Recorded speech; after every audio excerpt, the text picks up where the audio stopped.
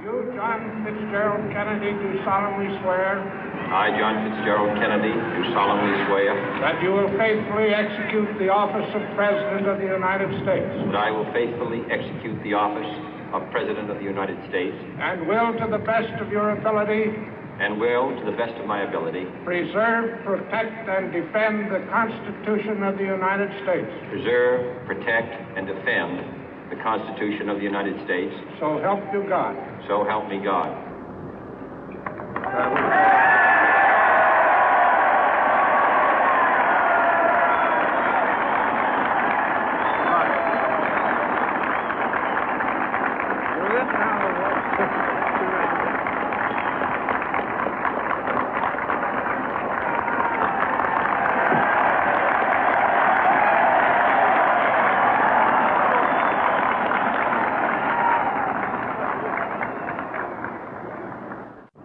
Vice President Johnson, Mr. Speaker, Mr. Chief Justice, President Eisenhower, Vice President Nixon, President Truman, Reverend clergy, fellow citizens.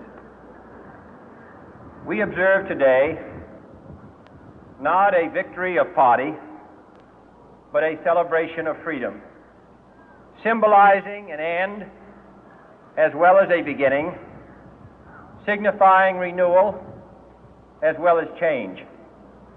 For I have sworn before you and Almighty God the same solemn oath our forebears prescribed nearly a century and 3/4 ago. The world is very different now, for man holds in his mortal hands the power to abolish all forms of human poverty and all forms of human life.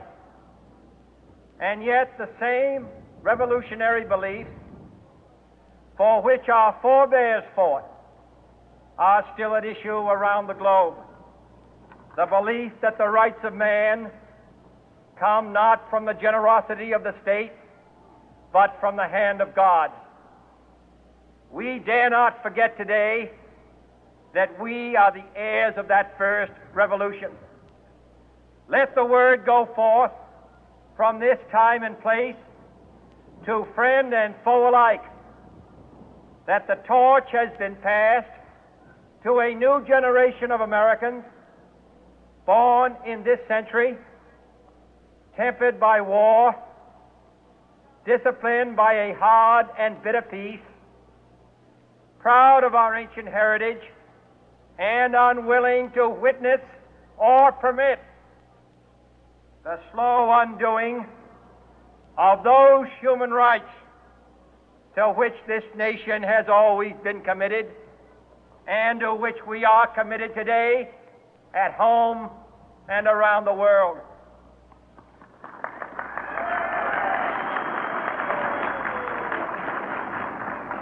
Let every nation know, whether it wishes us well or ill, that we shall pay any price, bear any burden, meet any hardship, support any friend, oppose any foe to assure the survival and the success of liberty.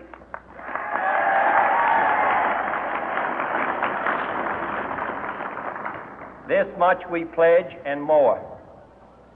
To those old allies whose cultural and spiritual origins we share, we pledge the loyalty of faithful friends. United, there is little we cannot do in a host of cooperative ventures. Divided, there is little we can do, for we dare not meet a powerful challenge at odds and split asunder.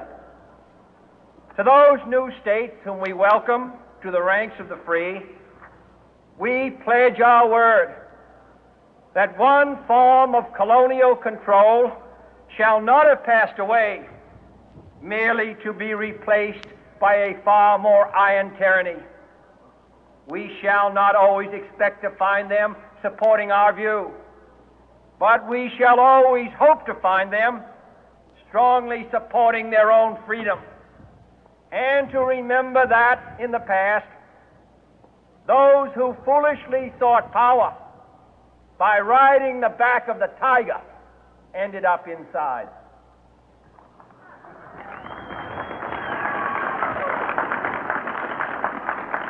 To those people in the huts and villages of half the globe struggling to break the bonds of mass misery, we pledge our best efforts to help them help themselves for whatever period is required, not because the communists may be doing it, not because we seek their votes, but because it is right. If a free society cannot help the many who are poor, it cannot save the few who are rich.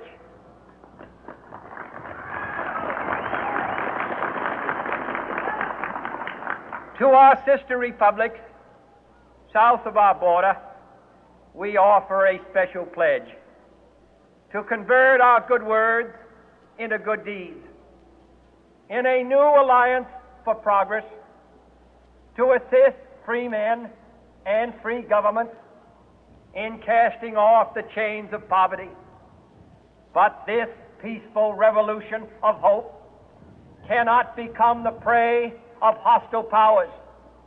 Let all our neighbors know that we shall join with them to oppose aggression or subversion anywhere in the Americas.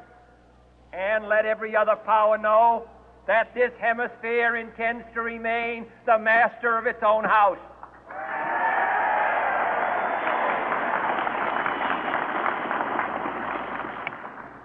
To that World Assembly of Sovereign States, the United Nations, our last best hope, in an age where the instruments of war have far outpaced the instruments of peace, we renew our pledge of support to prevent it from becoming merely a forum for invective, to strengthen its shield of the new and the weak, and to enlarge the area in which its writ may run. Finally, to those nations who would make themselves our adversary, we offer not a pledge, but a request that both sides begin anew the quest for peace. Before the dark powers of destruction, unleashed by science, engulf all humanity in planned or accidental self-destruction, we dare not tempt them with weakness, for only when our arms are sufficient beyond doubt can we be certain beyond doubt that they will never be employed. But neither can two great and powerful groups of nations take comfort from our present course, both sides overburdened by the cost of modern weapons, both rightly alarmed by the steady spread of the deadly atom, yet both racing to alter that uncertain balance of terror that stays the hand of mankind's final war. So let us begin anew, remembering on both sides that civility is not a sign of weakness, and sincerity is always subject to proof. Let us never negotiate out of fear, but let us never fear to negotiate.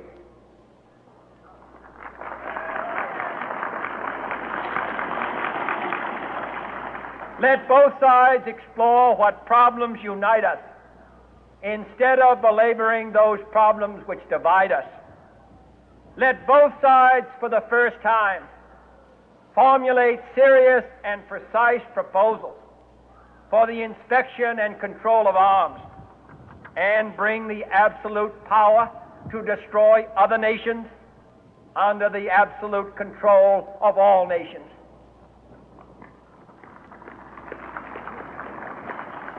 Let both sides seek to invoke the wonders of science instead of its terrors. Together, let us explore the stars, conquer the deserts, eradicate disease, tap the ocean depth, and encourage the arts and commerce. Let both sides unite to heed in all corners of the earth the command of Isaiah to undo the heavy burden and let the oppressed go free.